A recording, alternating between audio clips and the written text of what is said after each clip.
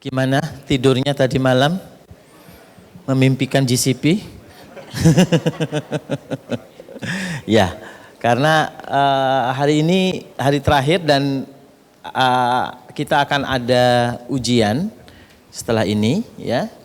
Mudah-mudahan tidak stres, nggak usah stres lah ya. Kalau kemudian selama 3 hari ini aktif mendengarkan, biasanya dapat sertifikat kok. Gitu ya. Artinya lulus gitu. Ya.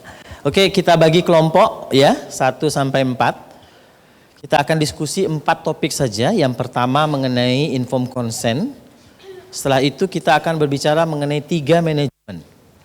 Yaitu data management, product management, dan quality management. Ya. Nanti urutkan kelompok 1 informed consent, kelompok 2 data management, 3 product management, dan keempat quality management. Mulai dari sini nomor 1. Oke, silakan Bapak Ibu ke tempat duduk masing-masing. Ya, bukunya ditinggal aja di situ. Bukunya ditinggal aja di situ. Bapak Ibu duduk di sana tanpa membawa buku. Letakkan saja di situ bukunya. Ya, ingat. Kita tidak untuk benar atau salah, tetapi untuk kita supaya memahami apa yang kemarin. Ya, kita sharing, itu fungsinya. Ya, nomor 2. Gitu. Silakan, Bapak Ibu, berdiri semua. Berdiri. Ya, lompat, berdiri, semangat, ayo.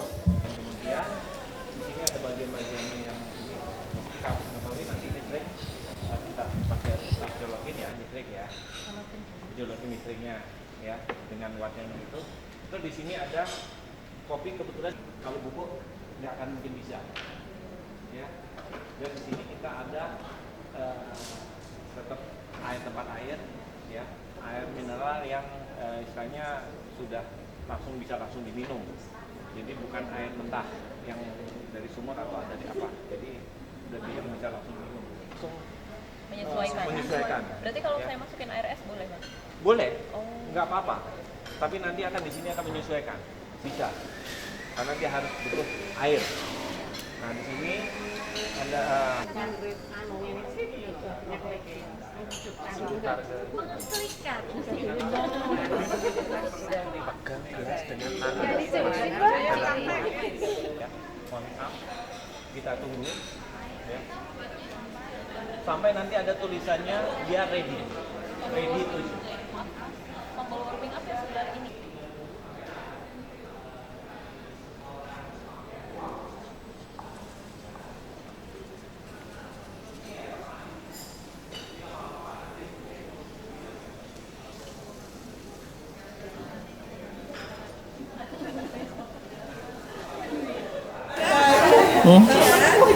Ya, sudah membuka lembaran baru toh.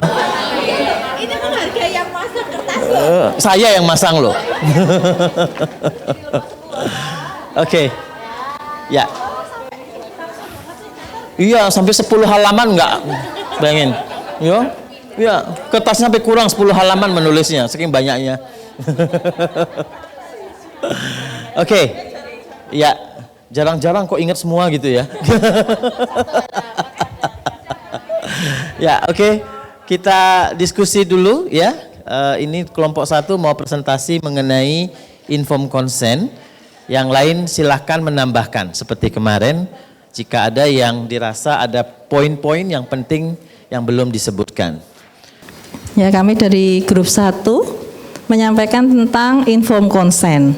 Informed consent adalah proses pemberian informasi kepada partisipan di mana partisipan diberikan kesempatan untuk memahami dan mempertimbangkan dalam pengambilan keputusan tanpa paksaan, iming-iming, dan intimidasi.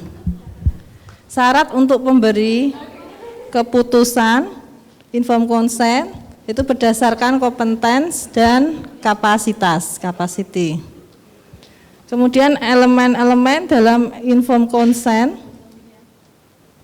yaitu pertama informed consent harus pemberian informasi pada informed consent harus mudah dimengerti bahasanya, terutama pada orang awam. Kemudian to the point, maksudnya disampaikan secara efektif. Kemudian informed consent menjelaskan, di dalamnya menjelaskan tentang tujuan penelitian, manfaat penelitian, kemudian resikonya dan alternatif lainnya. Kemudian informasi dalam informed consent yang terdapat dalam informed consent, pertama ada tujuan penelitian, kemudian randomisasi, kemudian prosedur penelitian, tanggung jawab partisipan, resiko dan manfaat atau keuntungannya, kemudian pembiayaan, pengeluaran yang tidak terduga, dan kompensasi. Ya, ini yang belum ada vulnerable population-nya. Belum sempat ditulis. Vulnerable population diberikan pada pertama children, yang kedua orang dengan mental behavior, gangguan mental, prisoners, pregnant, student, siapa nih? Wali. Ya itu, cukup itu. Ada yang nambahin? Ya itu dari grup 1, terima kasih. Oke, tepuk tangan dulu kelompok 1. Ya, good ya, definisinya sangat komprehensif diberikan di sana. Apa definisinya? Kemudian ada disebutkan bahwa pemberi informed consent itu harus orang yang kompeten. Ya, pemberi itu artinya bukan yang jadi dari kelompok subjek ya. Oke. Dia harus kompeten dan harus mempunyai kapasitas. Kemudian ada isi dari informed consent dan elemen dari informed consent. Silakan kelompok lain. Apakah ada poin yang penting yang menurut Anda masih belum disebutkan atau mungkin Anda ingat? Silakan. Siap, sedikit mungkin menambahkan juga kemarin mengenai apabila subjek seperti tadi vulnerable participant, maka dia bisa diwakili oleh LAR atau legally acceptable representative atau legal guardians-nya. Kemudian juga ada poin yang kemarin sangat membekas, yaitu assent from minors. Jadi pada kasus-kasus ketika anak tersebut diikutkan pada suatu penelitian, orang tuanya menyetujui tapi si anak tidak, kalau dia dari usia 12 sampai 17, maka dia secara hukum sudah berhak menentukan. Kemudian mungkin itu Dok tambahannya. Ya, jadi ada istilah kemarin legally acceptable representative atau yang kita sebut wali atau juga bisa legal guardian. Ya, jadi penjaga yang atau ya guardian ya, penjaga yang menurut hukum legal gitu ya. Itu tadi disebutkan terutama bagi yang inkompeten dan incapacity. Kemudian ada proses assent for minors ya. Jadi kita sebutkan kemarin bahwa ada minor yang memang juga harus memberikan consent ya, yang kita sebut sebagai assent. Nanti assent itu formnya mirip dengan form informed consent, dengan form consent, tapi tulisan di atasnya assent form ya. Oke, silakan Mas Ari. Ya, mungkin tahapan-tahapannya ya. Yang penting dalam informed consent yang pertama adalah pemberian informasi atau disclosure. Kemudian tahap kedua pemahaman kepada calon potensial subjek. Kemudian yang ketiga adalah penandatanganan atau decision making-nya. Jadi yang paling penting di sini 3 tahap ini harus dilaksanakan dengan baik. Yang pertama mungkin pemberian informasi memang harus benar-benar semua informasi, tidak boleh ada yang ditutupi. Kemudian yang kedua, yang pemahaman itu kita perlu tahu bahwa potensial subjek itu sudah paham apa yang kita sampaikan. Salah satu caranya adalah memberikan pertanyaan terbuka sifatnya, tidak tertutup. Pertanyaan terbuka yang misalkan kita meminta penjelasan calon subjek terhadap apa yang topik yang kita sampaikan. Kemudian untuk poin ketiga yaitu decision making, kita memberikan cukup waktu bagi potensial subjek untuk mendiskusikan, mempertimbangkan dan memikirkan sebelum keputusan dibuat dan tidak boleh ada intimidasi dan iming-iming, itu yang utama. Terima kasih Ngaten. Excellent Mas Ari. Ini calon fasilitator ini. Jelaskannya mudah dipahami, runtut ya. Oke, great. Ada tambahan lagi? Silakan. Ya, ada satu yang masih kurang. Impartial witness. Apa itu impartial witness? Saksi. Ada yang mau menjelaskan? Kapan kita butuh saksi dan bagaimana prosesnya? Mengenai impartial witness itu dilakukan apabila potensial subjek itu tidak bisa baca dan tulis. Kemudian syarat sebagai saksi itu dia mendengarkan, dia ada pada saat informasi itu diberikan. Kemudian dia bisa baca dan tulis, kemudian independen, dia hanya menjadi saksi aja, keputusan tetap ada pada potensial subjek, kemudian dia menandatangani di hari yang sama, tanggal beserta inisial, seperti itu. Oke, good. Ya, tadi sudah jelas ya, kapan kita butuh saksi dan kemudian bagaimana prosesnya ketika saksi itu ada. Oke, terima kasih kelompok satu. Yang lain ya, tepuk tangan. Oke, kita lanjutkan ke kelompok 2 mengenai data manajemen. Silakan. Dari kelompok kami mencoba mengulang kembali yang kemarin mengenai data manajemen. Apakah itu data manajemen? Data manajemen adalah pengelolaan data agar data mudah dipahami, berkualitas, aman, dan dapat didokumentasikan. Jadi terutama mengenai data quality dan patient safety. Untuk source data adalah semua informasi sumber, baik original ataupun yang dicopy sesuai aslinya. Sedangkan source dokumen itu adalah ada dalam bentuk paper ataupun electronic dokumen. Prinsip dari GDP, Good Documentation Practice, itu adalah ALCOA. ALCOA, yaitu attributable, data mudah dilacak,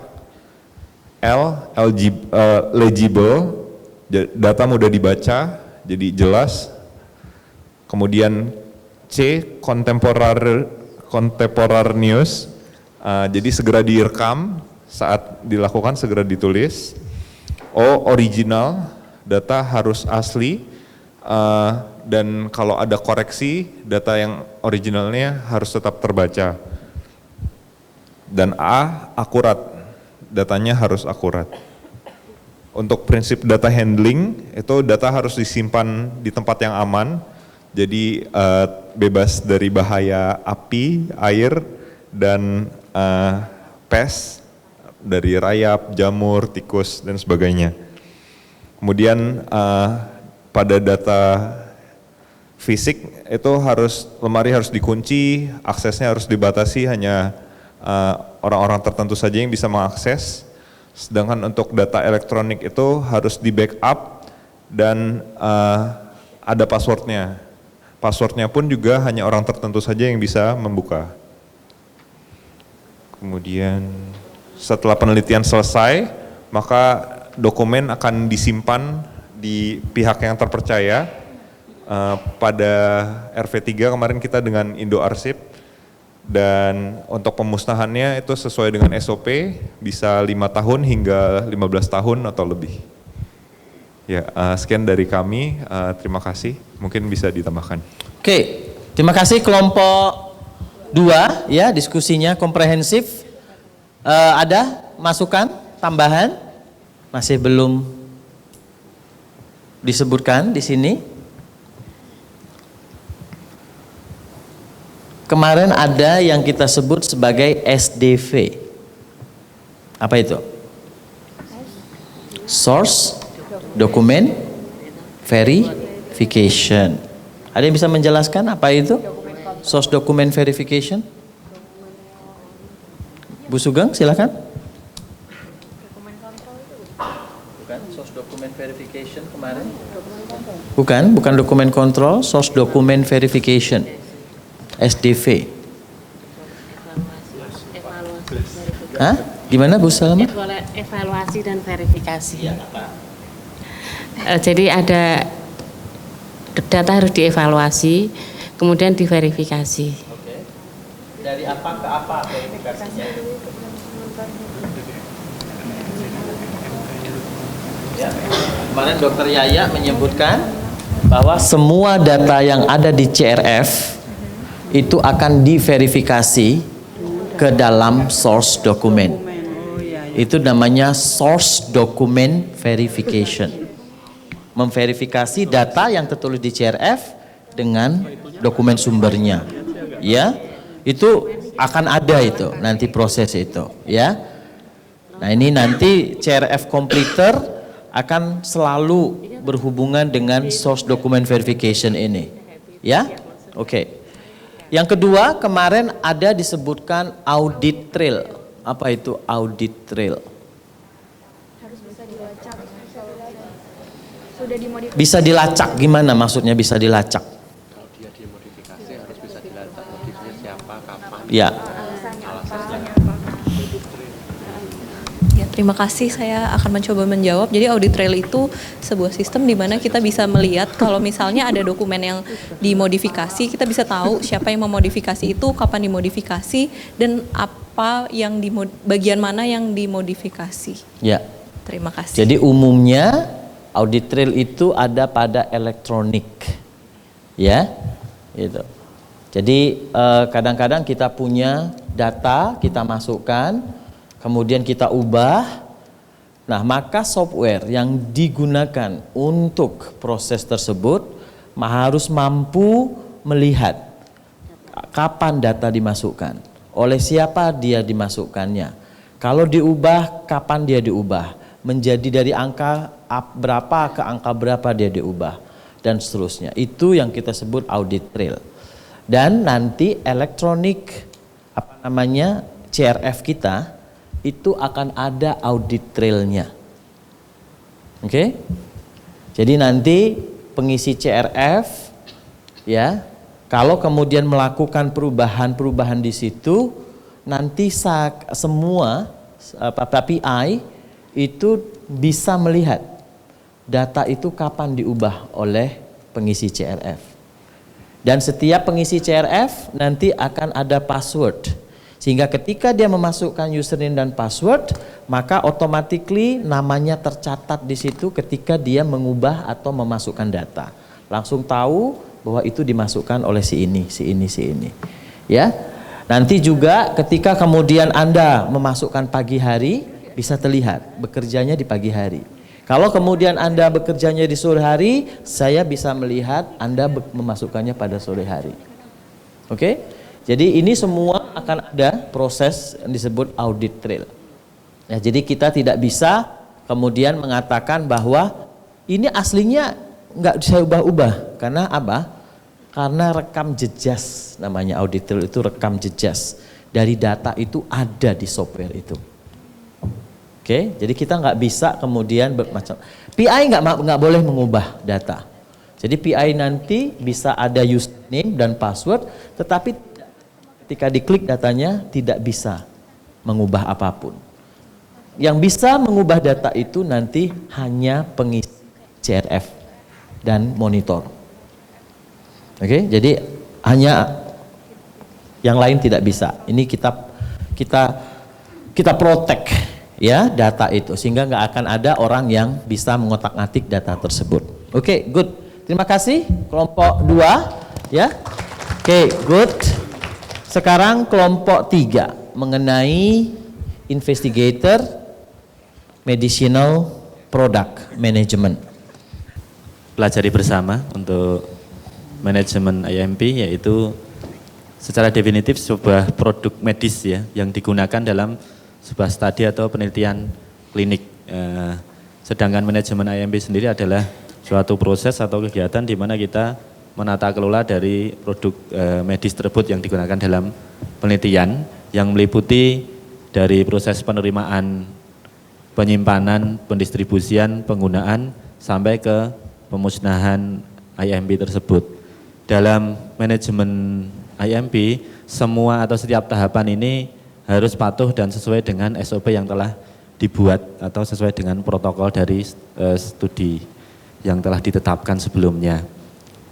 Tujuan utama dari manajemen IMP adalah kita memenuhi prinsip GCP ya, utamanya pada safety, jadi keselamatan dari subjek karena ini adalah manusia. Jadi produk yang kita uji cobakan memang harus benar-benar menjamin keselamatan dari subjek. Kemudian yang tujuan kedua yaitu nanti data penelitian yang kita hasilkan itu kredibel, jadi benar-benar bisa dipertanggungjawabkan. Untuk mengelola atau memanage dari IMP secara overall itu tanggung jawab pada investigator, yaitu terutama pada PI-nya.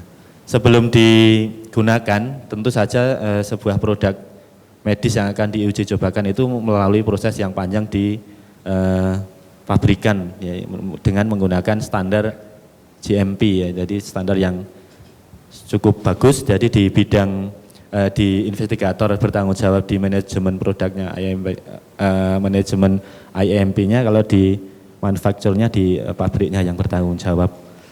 Jadi ada banyak penjabaran, tapi secara inti adalah kita belajar mengenai penerimaannya, penyimpanannya, pendistribusian, penggunaan, serta pemusnahannya, dan intinya harus sesuai dengan standar operating prosedur dan protokol yang telah dibuat dari kami itu. Ya, nice ya, sangat jelas. Ya, terima kasih atas kesempatannya. Mungkin saya akan menambahkan dikit untuk sebelum kita menggunakan IMP itu. Yang harus kita lakukan adalah untuk mengecek investigational browser, lalu yang kedua cek komparasi. Oh, sudah dijelaskan kah? Oh, udah. Sama nomor batch-nya. Oke, ya. Ya, jadi betul. Udah ditulis belum disampaikan? Ya, sudah ada di sini IB, ya. Jadi IB terkait dengan data-data dari penelitian sebelumnya, kemudian juga menyebutkan nomor batch yang dipakai, expire date, ya, kemudian certificate analysis, biasanya ada semua di situ di investigator brochure. Oke, good. Oke, kita sudah berdiskusi kemarin mengenai penyimpanan banyak ya, kemudian juga mengenai pemusnahan. Kemarin ada yang kita sebut sebagai accountability. Apa itu accountability?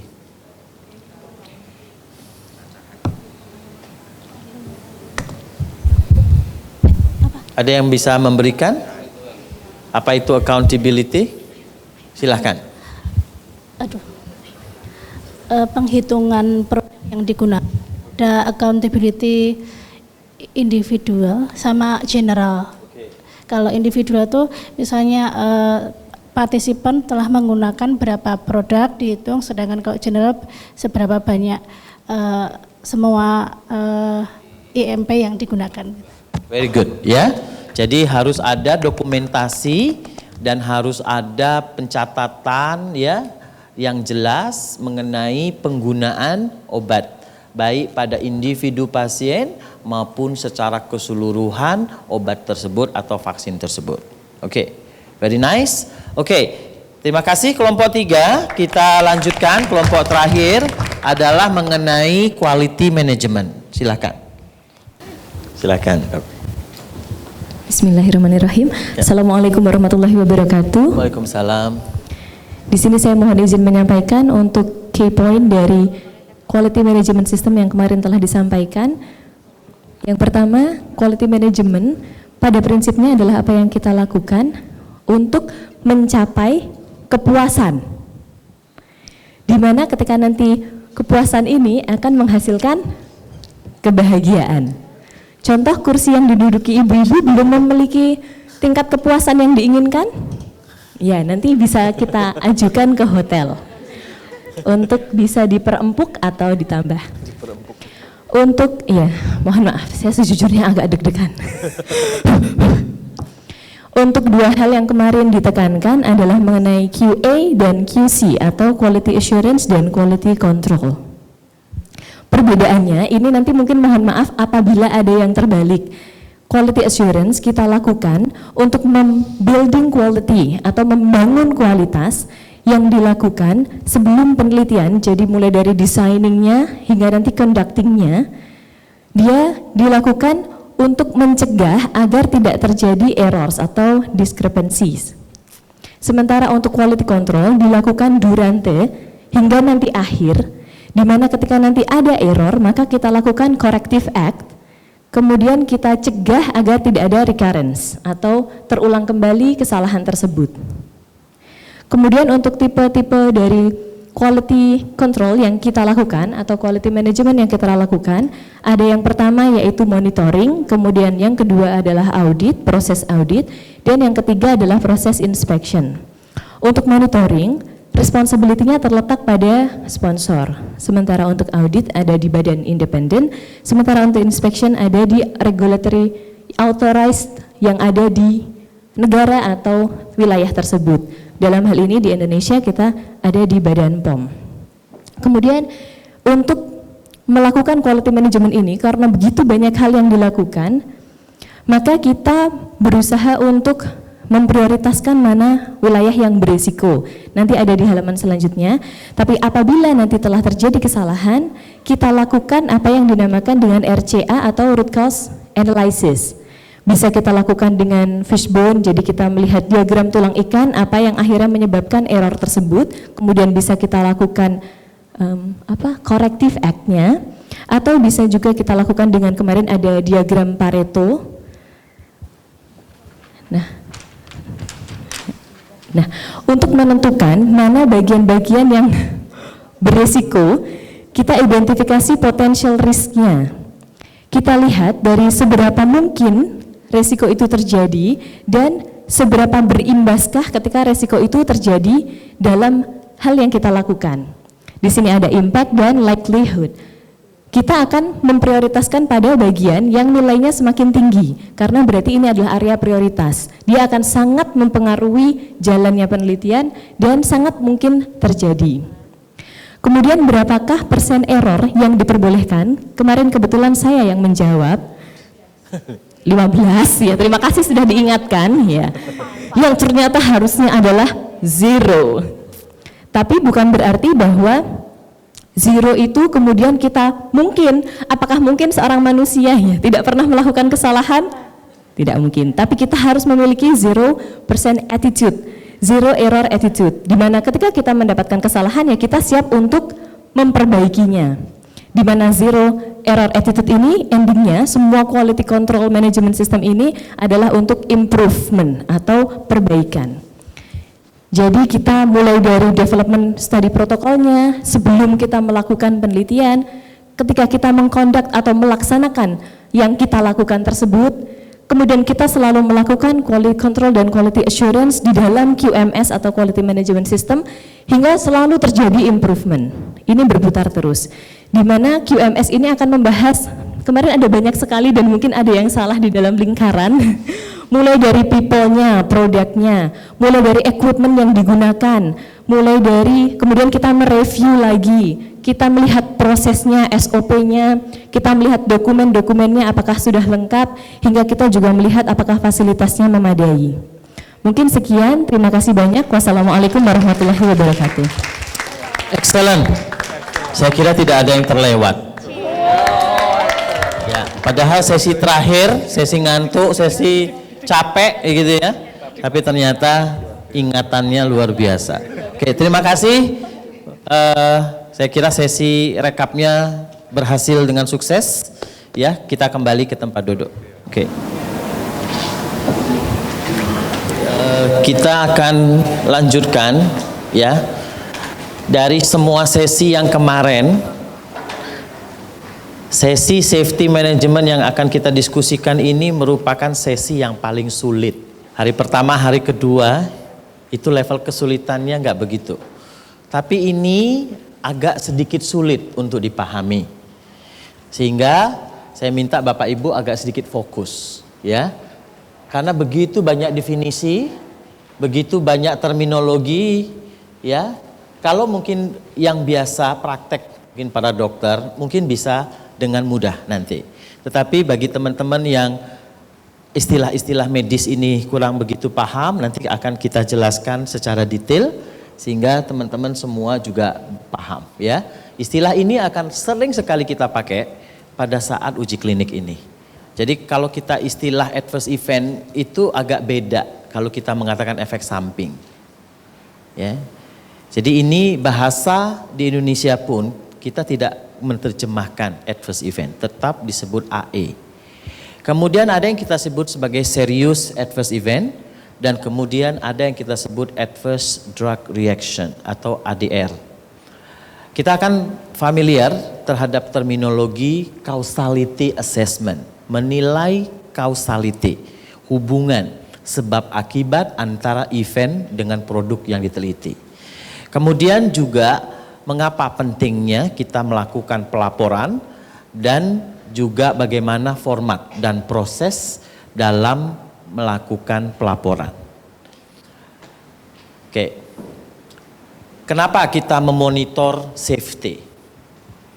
Kenapa kita penting memonitoring safety? Yang pertama, selalu kita katakan, safety dari partisipan itu adalah yang paling penting. Bukan hasil penelitiannya, bukan publikasinya, bukan produknya, tetapi dalam penelitian uji klinik yang terpenting adalah keamanan dari partisipan. Oke. Kemudian yang kedua, kemarin sudah kita sebutkan di awal, penelitian suatu uji klinik, obat baru, vaksin baru, fase 1 untuk apa? Tujuannya untuk melihat keamanan dari produk itu. Artinya apa? Setiap kali ada adverse event, kita mencatat, kemudian akan menjadi apa? Menjadi tujuan dari penelitian itu. Kenapa? Karena tujuannya adalah untuk mencari apa sih efek yang tidak diinginkan itu dari produk itu. Itu safety-nya. Fase 2. Untuk apa tujuan penelitiannya? Uji klinik. Safety, keamanan, dan immunogenicity. Fase 3 untuk apa? Safety dan efficacy. Jadi Anda bisa lihat bahwa safety atau keamanan dari produk yang diteliti itu menjadi tujuan dari seluruh uji klinik. Kenapa? Karena apa yang kita temukan di dalam penelitian itu, dia akan berkontribusi terhadap label dari produk itu. Mungkin Anda kalau membaca buku brosur obat gitu ya, di situ ada tulisan toh efek samping yang mungkin bisa terjadi. Dari mana data itu munculnya? Dari sini. Dari uji klinik itu. Jadi tujuannya mengcapture itu. Dan dia akan berkontribusi terkait dengan profil dari produk itu. Profil dari obat itu. Profil dari toksisitas dari vaksin tersebut. Yang akhirnya tadi saya katakan akan berkontribusi terkait dengan label dari produk. Oke, sekarang kita lihat ada definisi yang pertama. Hati-hati mengartikan definisi ini. Adverse event. Apa itu? Adalah semua kejadian medis yang tidak diinginkan yang terjadi pada pasien atau pada partisipan yang telah mendapatkan produk penelitian yang berupa produk farmaseutik. Jadi berupa pharmaceutical product. Bisa vaksin, bisa produk biologis, bisa obat ya. Di mana event tersebut tidak harus mempunyai hubungan sebab akibat atau tidak perlu ada causal relationship dengan produk yang diberikan. Oke, saya ulangi. Jadi adalah suatu kejadian medis yang tidak diinginkan yang terjadi pada pasien atau pada partisipan yang telah diberikan produk penelitian yang berupa produk farmaseutik, di mana tidak perlu ada hubungan antara kejadian tersebut dengan produk yang diteliti. Oke? Sekarang apa yang disebut sebagai kejadian medis yang tidak diinginkan atau untoward medical occurrence? Yang pertama, dia bisa berupa simptom. Event itu bisa berupa simptom, gejala, yaitu misalnya mual, diare, demam. Bisa event itu berupa tanda, contohnya perubahan dari puls, denyut nadi, perubahan dari temperatur tubuh atau skin rash. Jadi tanda. Atau bisa berupa nilai laboratorium yang tidak abnormal. Yang tadi normal kemudian menjadi abnormal. Ya, abnormal itu artinya apa? Dia terjadi di luar rentang normal yang sudah ditetapkan ya pada populasi atau pada kondisi tersebut. Kemudian atau bisa saja gejala, tanda, lab value, semua itu kemudian ternyata membentuk suatu intercurrent illness atau membentuk satu sindrom atau membentuk satu diagnosis. Maka event itu adalah diagnosis tersebut. Ya, bisa misalnya. Karena apa? Simptomnya banyak, tandanya ada, lab value-nya banyak, kemudian ternyata itu satu kesatuan yang mengakibatkan adanya suatu diagnosis atau yang kita sebut intercurrent illness. Misalnya, oh itu adalah urinary tract infection. Oh itu adalah misalnya exanthema subitum seperti kemarin, gitu ya.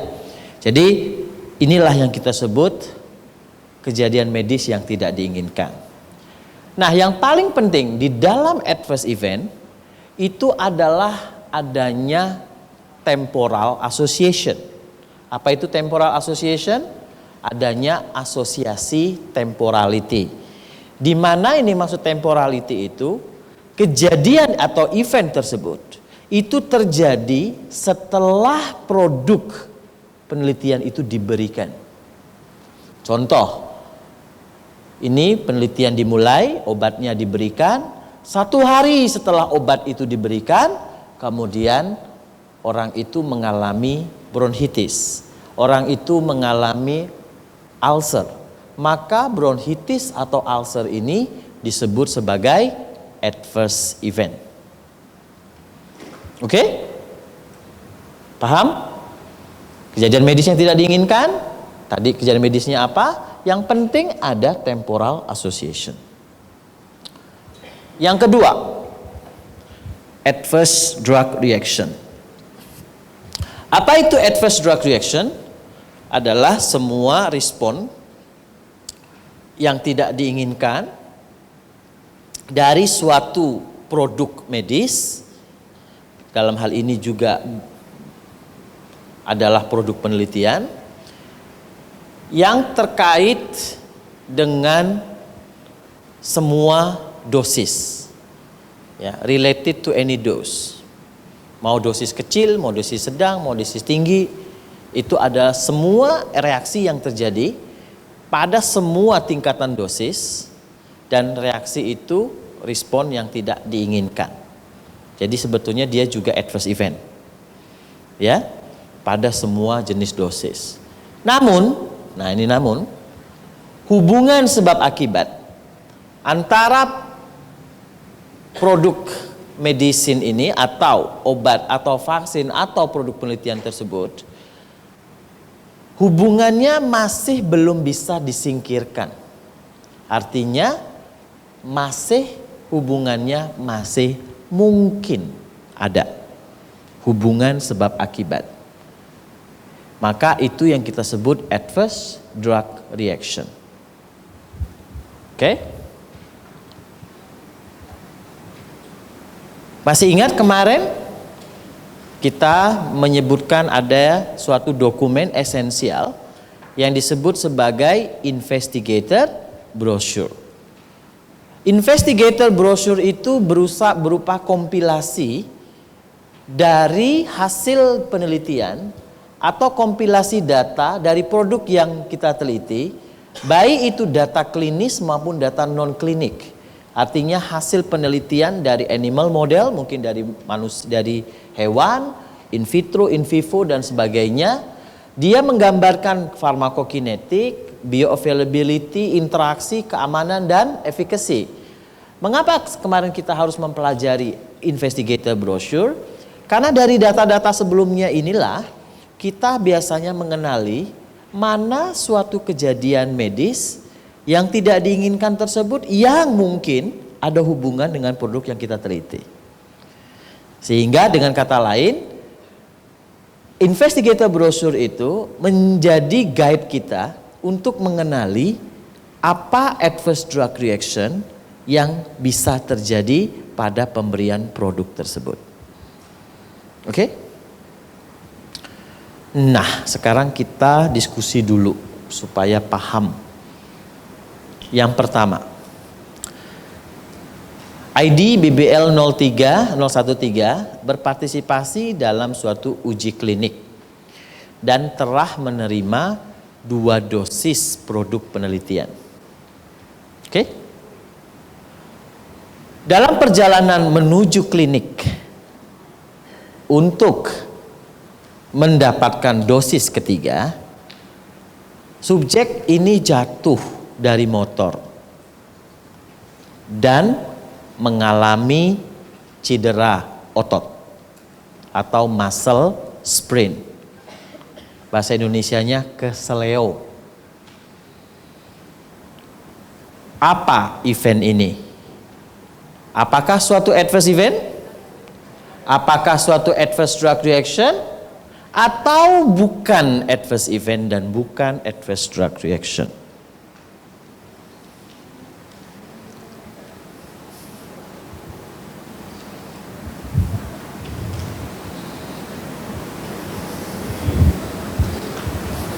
Silakan Mbak Tanti.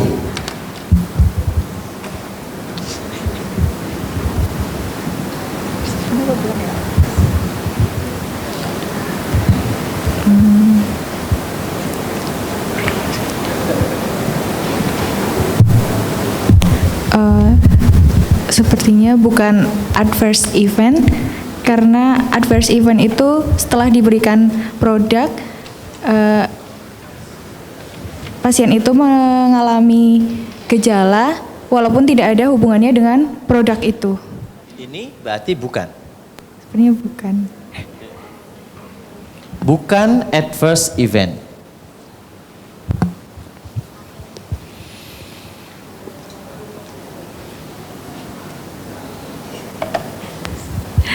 Pendapat saya sama dok, karena kejadiannya kan sebelum diberikan produk,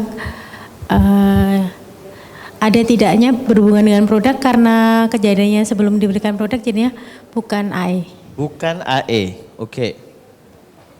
Mbak Viana. Yang terakhir. Menurut saya juga bukan adverse event. Bukan adverse event, oke. Kita harus kembali pada slide nomor 1. Makanya saya bilang hati-hati dengan definisi. Apa adverse event itu? Coba sekarang. Semua kejadian medis yang tidak diinginkan, oke, yang terjadi pada partisipan yang telah menerima produk penelitian yang berupa pharmaceutical product, ya, dan kejadian tersebut tidak harus ada hubungan sebab akibat dengan produk yang diberikan. Oke? Sekarang kita kembali. Yang penting adalah di sini bahwa kejadian itu terjadi setelah pemberian obat. Oke. Sekarang case study nomor 1. Yang pertama, apakah partisipan ini sudah mendapatkan produk yang diteliti?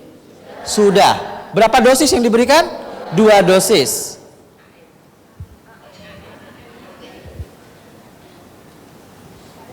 Oke?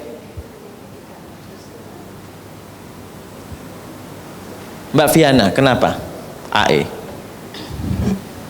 Karena partisipannya sudah mendapatkan dosis. Oke, tapi kan nggak ada hubungan. Dia Tapi eventnya kan jatuh dari sepeda motor. Tapi kan itu kejadiannya setelah diberikan dosis, walaupun tidak itu. Tapi kan dia kan keselionya karena jatuh dari sepeda motor. Kan itu definisinya semua kejadian medis yang tidak diinginkan setelah mendapatkan produk penelitian. Terus? Walaupun dia bukan karena Walaupun bukan tidak ada hubungan hubungan. sebab akibat dari produk yang diberikan. Ada yang bisa menjelaskan kenapa itu penting menjadi adverse event?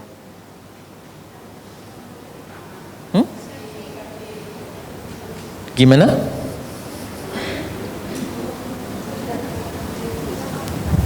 Keamanan daripada produknya itu, dan ada hubungan atau tidak dengan pemberian tadi ke subjeknya. Ya, tapi kan ini jatuh dari sepeda motor. Kenapa kok kemudian menjadi adverse event? Kenapa itu menjadi hal yang penting bagi kita walaupun tidak ada hubungan?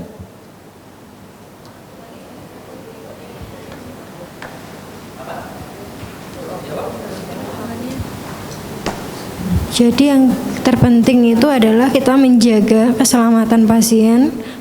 Fungsi dari, kan udah dikasih dosis 2 kali ya dok, jadi kan masih ada dosis lagi. Nah, gimana kita menjaga pasien ini supaya aman untuk ke berikutnya gitu, untuk dosis berikutnya. Sekarang, ketika kita melakukan penelitian fase 1, yang merupakan penelitian pertama kali dilakukan pada manusia, apakah kita sudah tahu kira-kira efek samping apa yang bisa terjadi pada produk itu? Belum pernah kita ketahui. Mengapa tujuan penelitiannya untuk mengetahui keamanan dari produk itu? Fase, tadi saya sudah katakan dari tadi, fase 2, ketika kita melakukan penelitiannya, apakah kita sudah tahu semua apa keamanan dari produk itu? Belum tahu juga. Ya, ada suatu penelitian mengenai obat kanker. Ya, kanker ini kanker paru. Si bapaknya menderita kanker paru, kemudian diberi pengobatan. Kemudian ini uji klinik. Apa yang terjadi? Ternyata istrinya hamil. Itu bukan adverse event, kehamilan.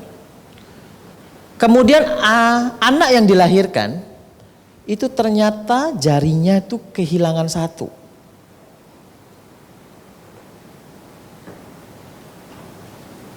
Oke.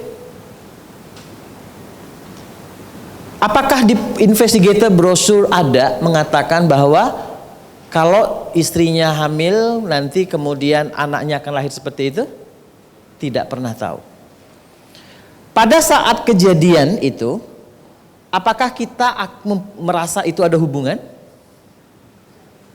Tidak ada. Tidak ada investigator satupun dan peneliti yang mengatakan, loh yang dikasihkan bapaknya, yang hamil istrinya, yang jarinya kehilangan 1 anaknya.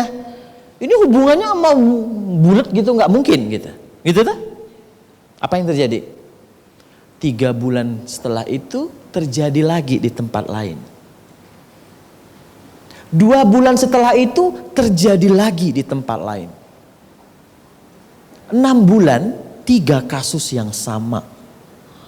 Yang tadi ini bukan sesuatu yang kita anggap ada hubungan, akhirnya menjadi signal keamanan baru. Ada resiko baru ternyata ketika penelitian itu dilakukan. Inilah mengapa nanti di dalam proses kita harus segera melaporkan adverse event dan serious adverse event itu. Kenapa? Karena di awal mungkin kita merasa tidak ada hubungan. Ternyata ada hubungan. Untuk kasus ini, bisa nggak nantinya ternyata berhubungan? Ternyata bisa. Kenapa? Karena obat ini ternyata menimbulkan kantuk yang berat. Sehingga kejadiannya ternyata tidak hanya satu saja yang jatuh dari motor. Tetapi ternyata banyak sekali yang jatuh dari motor. Kita di awal tidak merasa ada hubungan. Ingat, ini proses penelitian. Kita tidak tahu menahu apa keamanan dari produk tersebut.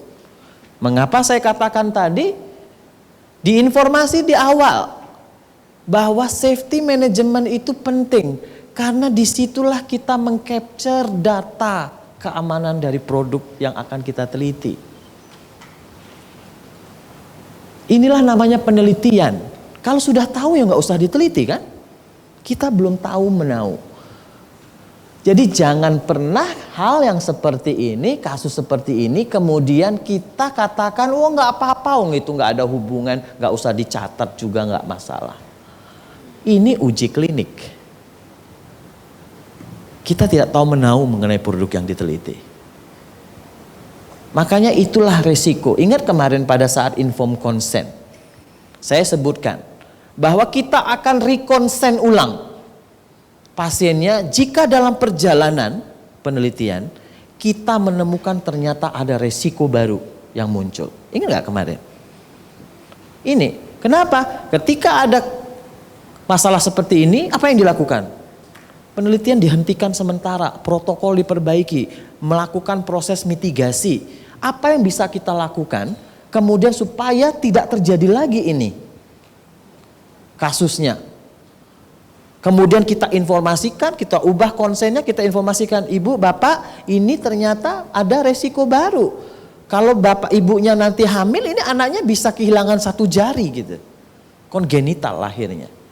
Inilah uji klinik itu. Ya, kita tidak tahu menahu. Bisa nggak penelitian dihentikan sama sekali akibat resikonya sangat besar? Bisa. Ingat kemarin bahwa di dalam deklarasi Helsinki mengatakan penelitian harus benefit lebih besar daripada resikonya. Tidak hanya di awal penelitian, tetapi ketika penelitian berjalan, ketika ternyata sekarang, pada saat sekarang resikonya sudah jauh lebih tinggi daripada benefit, maka stop. Penelitian tidak boleh dilakukan kembali. Dan itu banyak terjadi di lapangan. Ya, kalau Anda membaca artikel-artikel ilmiah farmakologi itu, di dunia ini banyak sekali penelitian yang kemudian dihentikan. Kenapa? Karena ada keamanan dari produk itu ketika penelitian itu berjalan. Inilah resiko itu dalam penelitian uji klinik. Jadi jangan disepelekan. Kasus-kasus seperti ini ya tetap harus kita perhatikan. Ya, mengapa jangan sampai 1 kasus pun hilang. Ya. Kemarin ada, saya ingat waktu uji klinik fase 1, fase 2B, dok ini pasiennya jatuh dari ayunan. Dicatat nggak dok? Adverse event dicatat. Dok, ini pasiennya patah tulang akibat dipijit oleh dukun. Dicatat nggak? Dicatat. Jangan pikirkan dulu mengenai causality. Causality itu nanti. Yang kita lakukan mengcapture dulu dan kemudian merawatnya sampai dia sembuh. Itu tugas kita. Ya? Oke. Sekarang case nomor 2. Partisipan telah memberikan konsen untuk berpartisipasi dalam penelitian, tetapi dia belum enroll. Enroll itu belum dinyatakan memenuhi kriteria inklusi dan eksklusi. Kemudian untuk melakukan screening, apakah dia memenuhi kriteria inklusi eksklusi, maka pasien diambil darahnya. Beberapa jam setelah pengambilan darah, kemudian si partisipan mengeluh nyeri di tempat pengambilan darahnya. Apa event ini? Apakah adverse event? Apakah adverse drug reaction? Atau bukan keduanya? Bukan keduanya. Ada yang masih melihat definisi lagi, balik, bagus. Ya, dilihat lagi definisinya, nyambung nggak dengan ini? Apakah produk sudah diberikan? Belum. Apakah ini suatu adverse event? Bukan. Terus apa ini? Terus apa ini? Dan apakah ini bukan tanggung jawab peneliti? Tetap tanggung jawab peneliti. Apa event ini? Hanya event related to procedures. Ingat, di tempat kita akan banyak pengambilan darah. Artinya walaupun nanti dia nyeri, dia mengalami plebitis, dia mengalami pembengkakan pada tempat di mana dia diambil darahnya, maka ini juga tanggung jawab kita. Kita harus mengobati sampai sembuh. Ya? Oke. Dan ini harusnya kita cegah supaya tidak terjadi. Ya, hal-hal seperti ini. Case tadi nomor 3. NLH 056 sudah ikut dalam penelitian. Si anak mengalami 2 episode loose stool, jadi beraknya cair setelah pemberian vaksin. Vaksinnya berupa produk penelitian. Tidak ada tanda dan gejala lainnya, dan juga tidak ada tanda-tanda selama pemeriksaan fisik. Simptom ini digambarkan merupakan suatu kejadian yang sering terjadi, dan itu disebutkan di dalam investigator brochure. Apa event ini?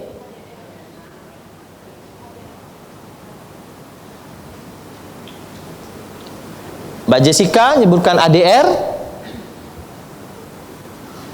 Mbak Evi, Zuliatri, apa Mbak? Mbak Retno, apa Mbak? ADR, ya. Kenapa ADR? Karena dia sudah disebutkan di dalam investigator brochure, artinya ini sudah merupakan kemungkinan ada hubungan dengan produk yang diteliti, sehingga disebut sebagai adverse drug reaction. Setuju ya? Oke. Nah, sekarang definisi ketiga, yaitu unexpected adverse drug reaction. Apa itu unexpected adverse drug reaction? Adalah suatu adverse drug reaction. Namun secara natural kejadiannya dan intensitas keparahannya itu tidak konsisten dengan informasi yang tersedia di investigator brochure, tidak konsisten dengan karakteristik dari produk tersebut, atau dia tidak konsisten dengan informasi dari literatur yang ada. Tidak konsistennya di mana? Adalah natural kejadiannya, nature, dan intensitas keparahannya. Ini disebut unexpected adverse drug reaction. Yang keempat, serious adverse event, yang kita sebut sebagai SAE. Kemarin Anda juga sudah melihat di dalam CRF, Anda menilai seriousness. Serius nggak kejadian itu? Kemarin ada yang bilang, oh itu nggak apa-apa karena ibunya nggak melapor lagi sehingga berarti tidak serius. Ternyata seriousness itu merupakan definisi regulasi. Apa? Ini. Jadi adalah suatu adverse event yang terjadi pada dosis berapapun, di mana event tersebut mengakibatkan kematian. Jika event tersebut suatu kejadian mengancam jiwa, kejadian tersebut memerlukan hospitalisasi atau memperpanjang hospitalisasi, atau event tersebut menghasilkan suatu kecacatan yang persisten atau tidak persisten. Kecacatan atau ketidakmampuan. Jadi disability atau incapacity. Jadi cacat, terjadi kecacatan yang signifikan atau ketidakmampuan yang signifikan, bisa persisten, bisa tidak persisten. Kemudian kejadian tersebut berupa congenital anomaly atau birth defect, dan ini yang paling sering juga agak confused definisinya adalah suatu kejadian medis lainnya yang menurut dokter yang merawat merupakan suatu kejadian yang signifikan. Kita lihat satu-satu. Kejadian yang mengakibatkan kematian. Eventnya yang mana? Eventnya bukan kematiannya, tapi penyebab kematian itu yang menjadi serious adverse event. Jadi yang disebut serious adverse event itu adalah penyebab atau event yang menyebabkan kematian, ya, di mana outcome dari pasien itu fatal. Ini yang kita sebut sebagai event kejadian yang mengakibatkan kematian. Kedua, definisi dari mengancam jiwa apa? Adalah suatu event kejadian di mana meletakkan pasien atau subjek di mata peneliti atau investigator atau study doctor atau dokter yang ikut dalam penelitian, bahwa kejadian tersebut secara langsung menimbulkan resiko kematian secara langsung pada saat itu ketika event itu terjadi. Maka event itu disebut sebagai kejadian yang mengancam jiwa. Dan bukan suatu kejadian yang secara hypothetically, secara hipotesis, kalau dia berat akan mengancam jiwa atau akan menyebabkan kematian. Itu bukan yang kita sebut sebagai kejadian yang mengancam jiwa. Paham? Tidak paham? Oke. Saya beri contoh, shock anafilaksi. Ya toh? Tahu shock anafilaksi? Pasien disuntik, tiba-tiba langsung sesak napas, membiru, kejang-kejang. Ya? Pada saat itu, pada saat kejadian shock anafilaksi, ada risiko pada saat itu dia meninggal. Ya toh? Immediately, pada saat itu, seketika itu dia resiko untuk meninggal. Ini yang kita sebut sebagai kejadian yang mengancam jiwa. Ada diare. Pasien datang, anak bayi dengan diare. Kemudian si dokter bilang, "Dok, ini hati-hati loh. Kalau dia berat, diarenya, dehidrasinya bisa berat. Pasien ini bisa meninggal loh." Ini bukan suatu kejadian yang mengancam jiwa. Kenapa? Karena dokter mengatakan kalau, hipotetik, hanya hipotesis. Kalau berat akan meninggal. Tetapi pada saat itu berat nggak? Pada saat itu mengancam jiwa nggak kejadiannya? Tidak. Jadi bukan yang seperti ini yang disebut sebagai kejadian yang mengancam jiwa itu. Itu yang, ya, paham? Oke. Hospitalisasi. Apa itu definisinya? Artinya pasien harus dipondokkan. Untuk apa? Untuk mungkin diobservasi lebih lanjut atau untuk mendapatkan terapi yang lebih intensif. Mengapa? Atau dia harus didiagnosis lebih baik, kemudian terpaksa harus dirawat inap. Ini yang kita sebut sebagai hospitalisasi. Ya. Tetapi yang dinyatakan sebagai event itu adalah diagnosis hospitalisasinya, bukan prosedurnya.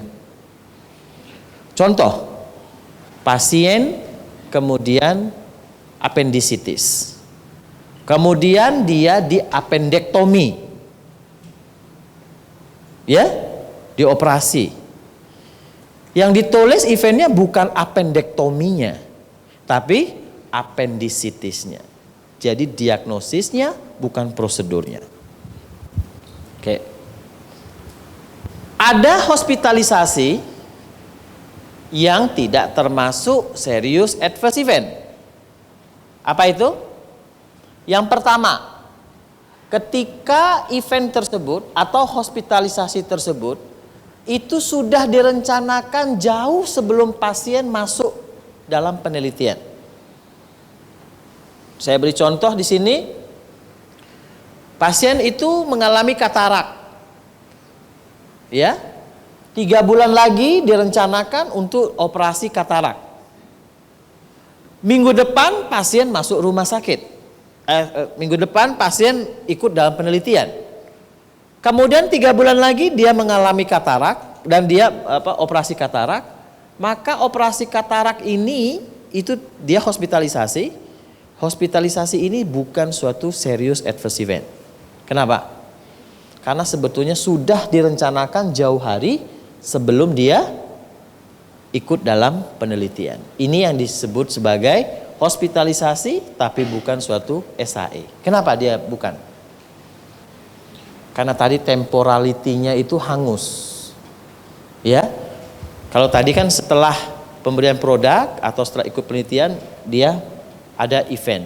Tetapi masalahnya event ini tuh sudah direncanakan jauh sebelum dia ikut penelitian. Sehingga temporalitinya itu dianggap loose, tidak mempunyai asosiasi atau temporality. Kemudian yang kedua, hospitalisasi akibat asuransi. Kadang-kadang ada asuransi yang mengatakan kami nggak bisa mereimbus kalau dia tidak hospitalisasi. Terpaksa dihospitalisasi cukup semalam, besok pagi dipulangkan supaya direimbus oleh asuransi. Itu ada. Maka hospitalisasi seperti ini bukan disebut sebagai serious adverse event. Kemudian suatu treatment di gawat darurat, ruang gawat darurat, di mana dia masuk gawat darurat tapi tidak mondok. Ini juga bukan suatu hospitalisasi. Contohnya di situ misalnya ada pasien dengan coronary artery disease, mengalami anggina, kemudian diobservasi di UGD, di IGD, kemudian pulang, tidak mondok. Ini juga bukan hospitalisasi. Ada subjek mendapatkan asma, kemudian dia harus nebulizer di UGD, setelah itu pulang. Ini juga bukan suatu hospitalisasi yang dicatat sebagai SAE. Kemudian disability. Jadi ketidakmampuan adalah suatu event yang mengakibatkan kemampuan seseorang tersebut terganggu untuk bisa menjalankan fungsi hidup yang normal. Apakah fungsi itu menggerakkan tangan, apakah fungsi itu mengangkat barang, apakah fungsi itu berjalan, apakah fungsi itu melihat, apakah fungsi itu melirik, semuanya ketika fungsi-fungsi itu disrupted, fungsi itu mengalami gangguan, maka ini juga disebut sebagai disability dalam proses ini. Dan ketidakmampuan ini, kecacatan itu tidak harus selalu permanen. Bisa saja nanti seminggu sembuh, gitu misalnya. Kemudian congenital anomali adalah suatu diagnosis pada bayi yang dilahirkan dari subjek yang menerima produk penelitian. Makanya tadi ketika bapaknya yang kemudian mengalami yang diberikan obat, gitu, kemudian anak dari yang dilahirkan oleh istrinya ini mengalami kecacatan, sebetulnya by definisi dia tidak termasuk congenital anomali yang dimaksud. Karena congenital anomali yang dimaksud di sini itu harusnya ibunya yang diberi pengobatan, anak yang dilahirkan dari subjek yang mendapatkan pengobatan inilah yang kemudian disebut serious adverse event pada congenital anomali. Ya. Kemudian kehamilan sendiri bukan suatu adverse event. Bukan suatu serious adverse event. Karena ini merupakan serious event lainnya. Oke. Nah, yang terakhir ini yang tidak mudah untuk dipahami. Yaitu suatu kejadian medis yang tidak diinginkan tetapi kejadian medis itu dianggap signifikan. Apa itu signifikan?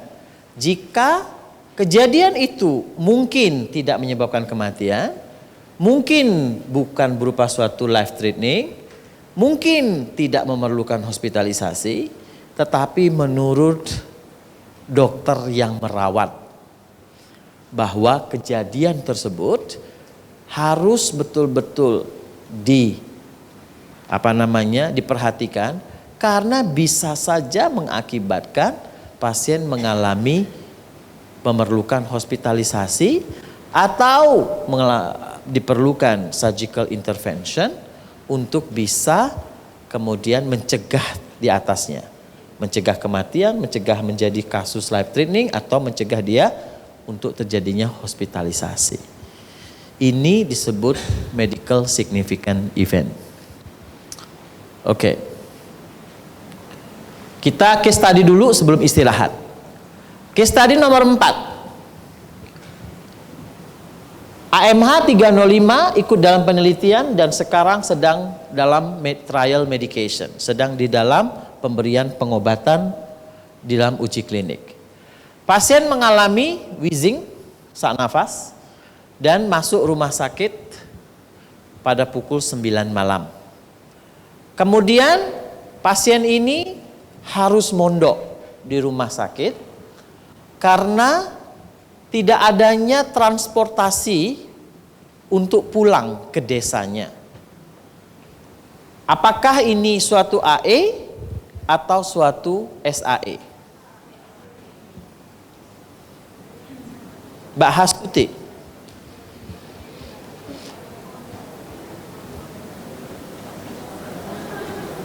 Pasien dalam uji klinik AE. Kenapa AE? Kenapa bukan SAE? Dia hospitalisasi. Maksudnya dia mondok. Karena tidak adanya fasilitas transport untuk pulang ke desanya pada malam itu. Ini AE atau SAE? Mbak Astuti menjawab ini AE. Kenapa, Mbak?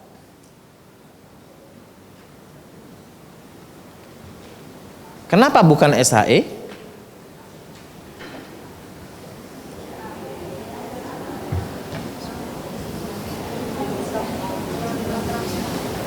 Iya. Mau kita ulangi Mbak Astuti? Ya, kita ulangi di sini. Ya, ingat di sini ada suatu hospitalisasi yang bukan suatu serius. Apa itu? Jika hospitalisasinya karena asuransi, karena tujuan sosial, atau karena tujuan biar convenient, kemudahan. Ya, SAE atau AE? AE. Karena hospitalisasi pada kasus ini itu dia bukan karena penyakitnya, tetapi karena tidak ada transportasi untuk pulang ke rumah. Dah mondok dulu, daripada pulang malam ini, kan kita kan safety ya, kembali lagi safety pasien ya. Wong kalau dia pulang nggak ada transport, nanti terbengkalai di jalan, ada apa-apa, udah mondok dulu. Sehingga mondok di rumah sakit itu bukan karena penyakitnya, tetapi karena tadi convenient purposes. Jadi tujuan agar kenyamanan. Itu ya. Ini bukan suatu SAE.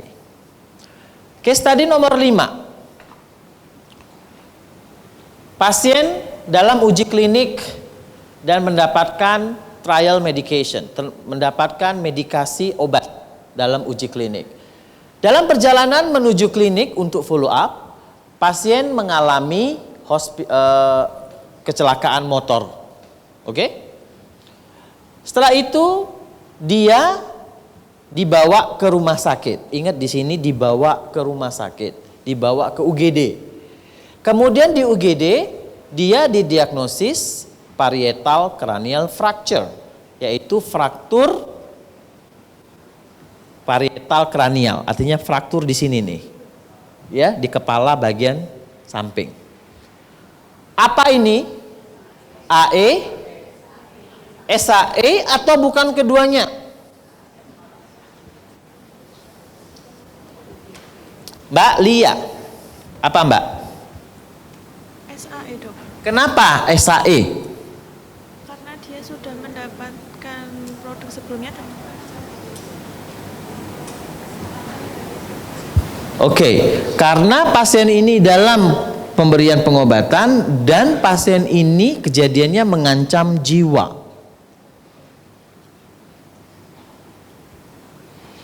Gimana Mbak Fatih? AE atau SAE? SAE. Pasien dibawa ke UGD dan diagnosis ini. Di UGD.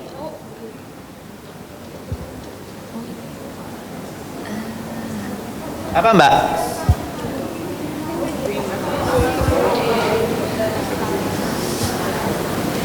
SAE. Kenapa, Dok? Karena kan dia udah dapat vaksin, meskipun sudah dapat vaksin kan dia masih di follow up kan. Terus ini kan mengancam jiwa. Jadi ini merupakan life threatening event. Betul tadi Mbaknya bilang. Saya cuma sedikit mencoba jebakan Batman gitu. Mbaknya sudah bingung gitu saya jebakan Batman-nya. Memang betul. Ya, ini sudah serious adverse event, betul. Kenapa? Dia belum hospitalisasi kan? Baru masuk UGD. Tapi mana dokter yang mengatakan fraktur kepala bagian samping itu bukan sesuatu yang mengancam jiwa. Itu life threatening. Betul sekali. Jadi definisinya apakah dia hospitalisasi? Tidak. Apakah meninggal pasiennya? Tidak. Apakah dia kongenital? Bukan. Dia life threatening, betul sekali. Iya, jadi pada kasus ini dia merupakan suatu serious adverse event. Kenapa ini penting? Karena nanti serious adverse event harus dilaporkan 24 jam setelah kita tahu dia mengalami serious adverse event. Kenapa seperti itu? Karena banyak sekali kejadian mengancam jiwa ini akan hospitalisasi dia. Gitu ya. Hospitalisasinya tidak malam itu, tapi besok paginya. Kemudian dokter yang merawat mengatakan, "Dok, kami melaporkannya setelah dia mondok 24 jam." No, keliru. Anda 24 jam itu dihitung ketika tok ketika dia didiagnosis sebagai serious adverse event dan Anda tahu bahwa itu suatu diagnosisnya itu. Jadi 24 jamnya sudah berjalan sejak malam sebelumnya sudah. Ini aturannya nanti. Jadi hati-hati ya bahwa pada kasus ini hitungan detik untuk melaporkannya itu sudah berjalan.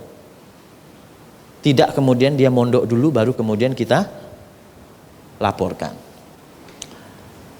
Case study nomor 6. MLA 037 ikut dalam penelitian. Dia dihospitalisasi karena pemberian produk yang diteliti itu harus diberikan di rumah sakit dan pasien harus dihospitalisasi. Banyak penelitian seperti ini. Contohnya penelitian untuk uji klinik obat kemo pada penderita kanker. Dia harus mondok karena pemberiannya harus prosesnya melalui infus. Kemudian ketika dia hospitalisasi, pasien ternyata mengalami nausea. Ketika sudah diberikan produk penelitian, mengalami mual, muntah, dan kehilangan nafsu makan. Setelah itu dilakukan pemeriksaan fisik, ternyata terlihat adanya perbesaran liver. Hasil pemeriksaan SGOT, SGPT-nya Anda lihat di sini jumlahnya sangat meningkat tinggi, padahal di awal SGOT, kadar SGOT, SGPT-nya normal. Adalah kadar untuk melihat fungsi dari liver. Kemudian pasien diterapi dengan intravena cairan dan diberikan obat, dan kemudian hospitalisasinya terpaksa diperpanjang 1 minggu untuk mengobati toxic liver ini. Apa event ini? AE atau SAE? Suatu serious adverse event. Kenapa? Karena perpanjangan hospitalisasi. Oke, kita istirahat Bapak Ibu setengah jam. Ya, silahkan ada kopi. Kita lanjutkan nanti karena pada proses berikutnya masih beberapa definisi yang akan kita diskusikan. Ya, mohon kembali pada pukul 10.30 atau 10.35. Kaitannya dengan safety management. Ya. Nah, tadi kita sudah diskusi di depan. Apa saja yang kita diskusikan? Ada definisi apa itu adverse event, definisi adverse drug reaction, kemudian definisi unexpected adverse drug reaction, kemudian definisi dari serious adverse event. Anda juga banyak bertanya mengenai severity, intensitas keparahan, ya, karena harus diisi bagaimana intensitas keparahan dari event tersebut. Maka kita mengenal ada perbedaan antara serius dengan severe. Serius itu tadi yang kita diskusikan. Itu adalah definisi regulasi. Maka kita kenal yang disebut severity itu ada yang ringan, mild. Ada yang moderate, sedang. Ada yang berat, severe. Kemarin kita lihat bahwa ada anemia, HB-nya 6. Kemudian menjadi berat, yaitu di bawah 5. Maka itu yang menjadi proses di dalam penyakit tersebut adalah yang tadinya moderate menjadi severe. Mengapa kemarin kita sebut menjadi worsening, memberat, ya, anemianya. Ini karena di dalam proses itu sangat berbeda antara kita sebut serius dan severe. Sakit kepala bisa sangat berat, tetapi dia tidak hospitalisasi. Sakit kepala itu bukan life threatening, dia tidak menyebabkan kematian. Maka dia severe, dia berat, tetapi tidak serius. Tetapi ada hal-hal yang dia tidak berat, ringan, tetapi dia serius. Contoh, infak miokard. Pasien dengan infak miokard seringan apapun, dokter akan merawat di rumah sakit. Dia akan hospitalisasi. Infak miokardnya ringan, tapi dia serius. Jadi dibedakan ya antara serius dengan severe di sini. Nah, severity itu ada tingkatan. Tadi saya sebutkan ada ringan, sedang, berat. Tetapi bisa juga grading atau derajat severity itu tergantung dengan keilmuan. Saya beri contoh kemarin, anemia.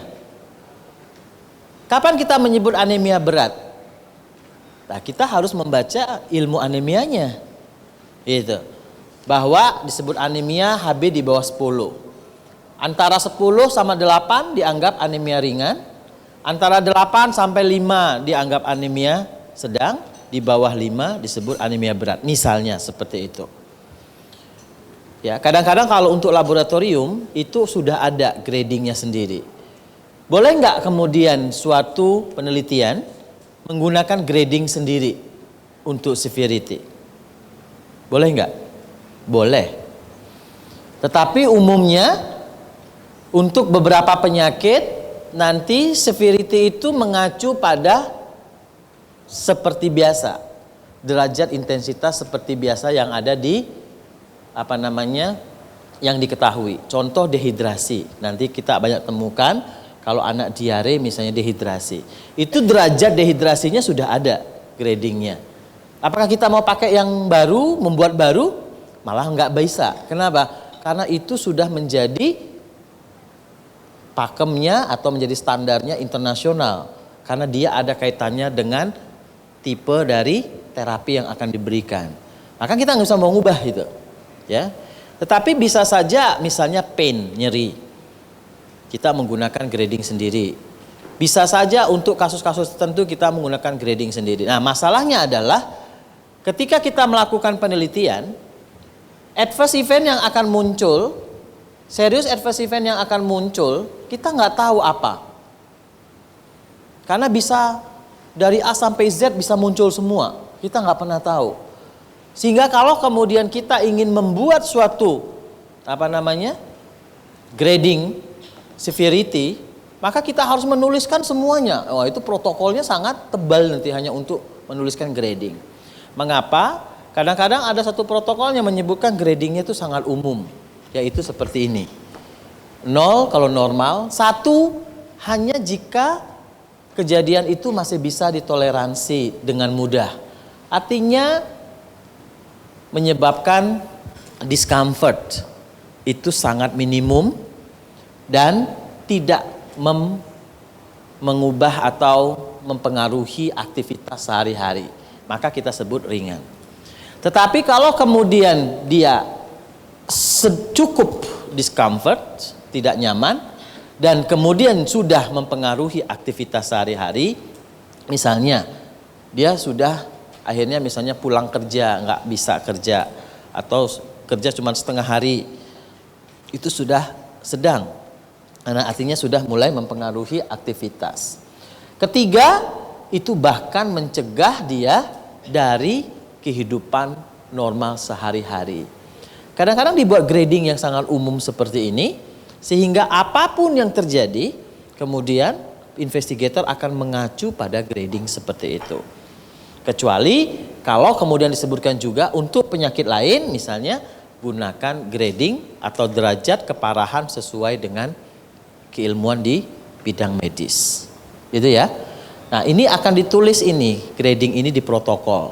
Sehingga nanti kita akan mengacu ke protokol bagaimana kita akan membuat suatu derajat keparahan dari AE atau SAE yang kita temukan. Kalau derajat keparahan ini bisa nanti dilakukan oleh bidan, ya, bisa dilakukan oleh dokter atau dilakukan oleh bidan, tetapi harus dikonfirmasi oleh dokter. Apakah gradingnya memang sesuai atau tidak. Nah, kita sudah mengenal adanya AE, kita sudah mengenal adanya ADR, kita sudah tahu mengenai unexpected adverse drug reaction, sudah mengetahui SAE. Ini digabung sekarang. Yang kita sebut sebagai suspected, unexpected, serious adverse drug reaction. Ini adalah SUSAR, ya singkatannya. Suspected, unexpected, serious adverse drug reaction. Apa itu? Adalah suatu adverse drug reaction yang dia unexpected. Tadi ingat ya? Ingat tadi unexpected adverse drug reaction? Ya. Dan dia serius. Dan menurut dokter suspected, artinya kemungkinan ada hubungan. Maka disebut sebagai SUSAR. Ini yang paling susah. Ya, di dalam uji klinik SUSAR inilah yang nanti bisa mengakibatkan penelitian itu dihentikan dulu sementara. Ya, kalau ada susar. Oke. Tadi sudah kita berbicara mengenai severity, sekarang kita berbicara causality. Jadi setiap adverse event, setiap serious adverse event, maka harus dinilai causality-nya. Apa itu causality? Menilai adakah hubungan antara event tersebut dengan produk yang kita teliti. Itu ya? Oke. Ini disebut sebagai causality assessment atau penilaian kausalitas. Nanti di dalam penelitian kita, causality assessment akan dinilai oleh dokter. Oke. Kalau tadi severity bisa dinilai oleh bidan, dikonfirmasi oleh dokter, tetapi kalau causality, dokter yang menjudge, menilai. Ada derajatnya juga, ada gradingnya juga. Yang pertama bisa unrelated, yang kedua bisa mungkin, dan kemudian sangat mungkin. Ya. Kemudian, tetapi di dalam penelitian kita, gradingnya nanti ada 5, yaitu A, B1, B2, C1, dan C2. Apa itu? Baca nanti di protokol. A, most likely related. Atau tadi, mungkin, sangat mungkin mempunyai hubungan. A1, B1, data sudah cukup dan mungkin ada hubungan nanti. Ya. B2 itu data insufficient, tapi masih mungkin. C, sedikit kemungkinan. C2 sangat tidak mungkin atau data insufficient untuk melihat adanya hubungan. Dari mana itu? Itu dari KIPI. Jadi kalau Anda yang sering pakai KIPI, ya, tahu KIPI? Kejadian ikutan pasca imunisasi, ya, itu menggunakan causality-nya itu, ya, sama. Kita akan menggunakan penilaian kausalitas itu menggunakan grading KIPI. Oke. Nah, sekarang kita lihat case study nomor 7. Kalau diperhatikan sangat-sangat kompleks, ya, case-nya. MUM 078, usia 35 tahun, seorang pria ikut dalam suatu penelitian. Dia mondok di rumah sakit pada tanggal 10 Agustus 2016 untuk pemberian 12 dosis obat secara intravena yang merupakan produk penelitian, dan setiap hari itu 1 dosis. Karena pemberiannya intravena, maka dia akan ada IV kanula dipasang dan diganti set infus intravenanya setiap hari keempat. Pada hari kelima, pasien ini kemudian merasakan nyeri di tempat lengan di mana intravena tadi diletakkan. Setelah menerima 4 dosis pertama injeksi intravena. Hari berikutnya dokter melihat adanya pembengkakan yang ringan di tempat intravenanya tersebut. 2 hari setelah itu pasien mengalami demam tinggi. Kemudian dia tidak mampu menggerakkan lengan, ya. Kemudian selama pemeriksaan, dokter menemukan bengkaknya itu bertambah besar dan terlihat adanya kemerahan di tempat intravena tersebut. Pasien kemudian diterapi dengan antibiotik cefalosporin selama 5 hari dan kemudian pasiennya sembuh.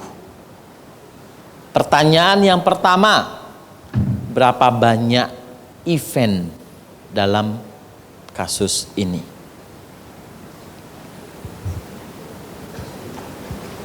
Oke. Komplain nyeri, kemudian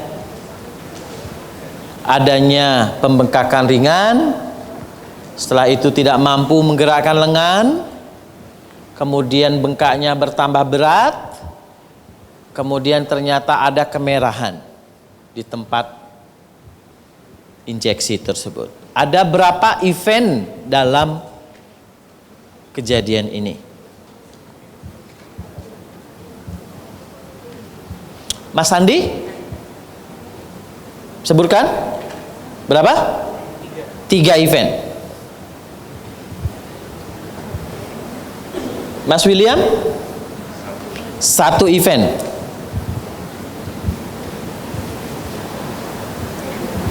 Mbak Anis, 2 event. Sudah 1, 2, 3. Mbak Mediana, 1 event. Mbak Jenny, 2 event. Apa itu 2 event? Yang pertama panas tinggi, terus yang kedua memar di tempat pengambilan darahnya tadi.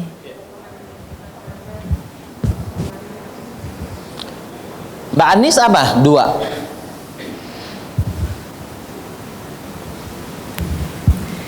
Kalau yang pertama bisa serious adverse event dari jumlah eventnya, ya sama. Berapa? 2. Apa eventnya? Yang pertama pain di enggak ding. Sebentar dong. Tadi tak kira yang ininya SAE sama susarnya. Eventnya. Fever and inability. Jadinya 1 dok. Apa? Suspeknya phlebitis. Okay. Itulah mengapa ketika ada kejadian seperti ini kita harus konsulnya ke siapa? Ke dokter. Kenapa? Karena eventnya cuma 1. Kenapa? Karena demam tinggi, nyeri, kemerahan, bengkak itu jadi kesatuan. Ingat yang pertama tadi, bisa berupa simptom, bisa berupa tanda, bisa perubahan life value, bisa kalau simptom gejala life value ini membentuk satu diagnosis. Diagnosisnya apa?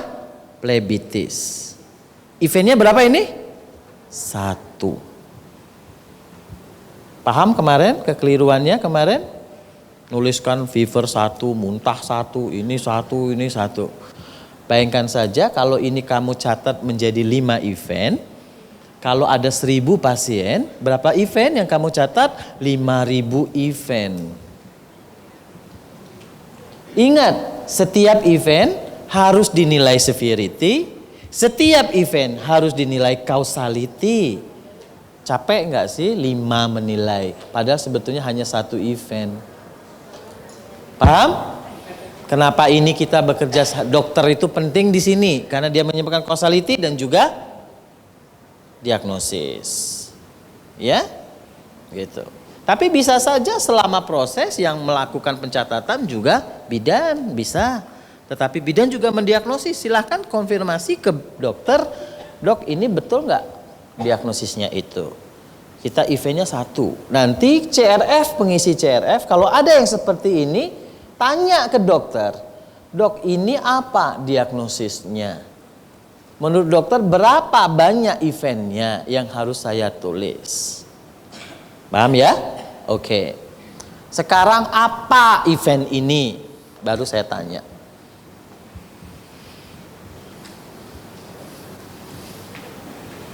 AE, ADR, SAE, unexpected AE, atau susar?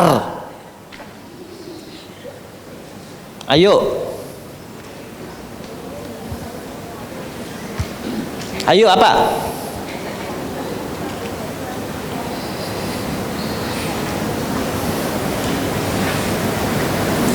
Mbak Lucy?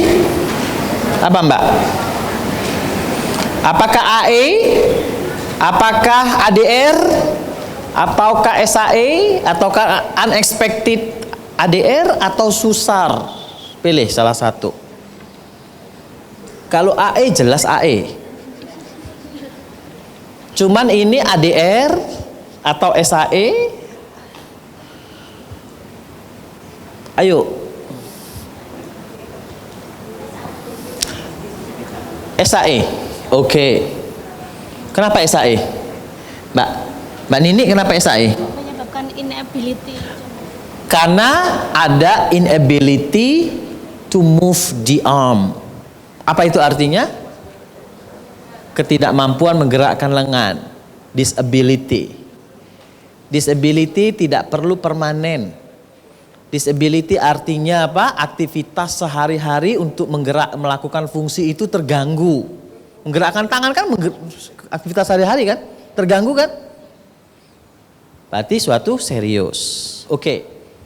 Pertanyaannya, ini adverse drug reaction atau bukan?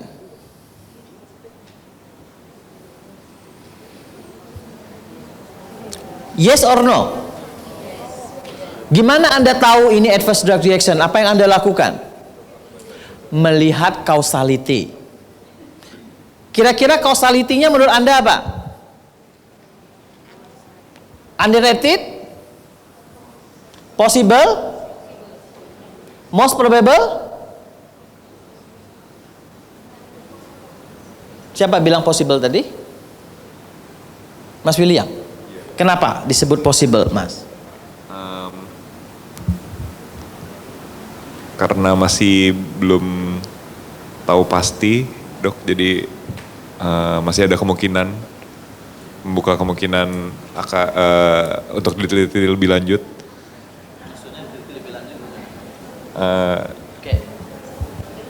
Sekarang apakah bisa plebitis disebabkan karena pemberian obat itu? Bisa atau tidak? Bisa. Apakah bisa plebitisnya disebabkan karena penyebab lain? Bisa.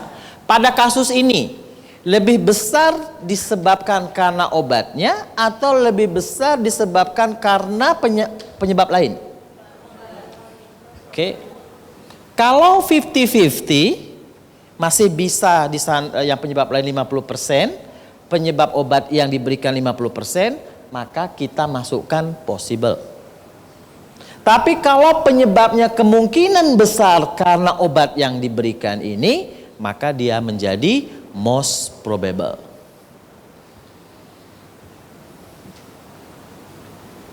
Gimana ini? Unrelated, probable, atau possible, atau most probable? Most probable. Oke? Kemudian, disebutkankah ini ada di investigator brochure informasinya? Adakah? Ada nggak informasi disebutkan di sini bahwa kejadian ini itu ada di investigator brochure? Apakah kejadian ini disebutkan bahwa dia konsisten dengan literatur? Nggak ada. Apakah ini adverse drug reaction? Apa adverse drug reaction? Definisinya. Jika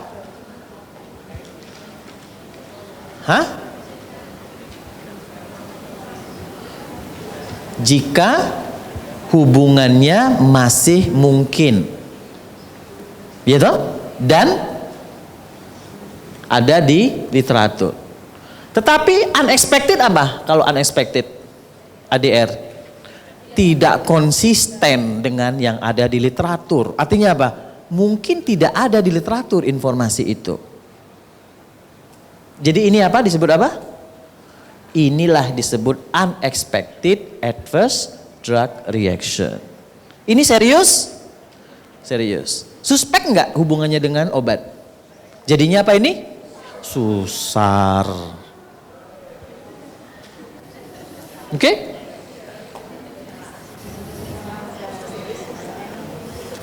Ya, makanya saya bilang susah ini. Ini susar, muter-muter kan? Iya. Tapi bukan muter-muter, karena kita itu definisinya udah jelas, sehingga ini merupakan susar. Apa yang harus Anda lakukan di susar? Apa yang Anda lakukan kalau ini susar? Hati-hati, ini merupakan signal safety. Artinya ini merupakan tanda keamanan produk yang kita teliti.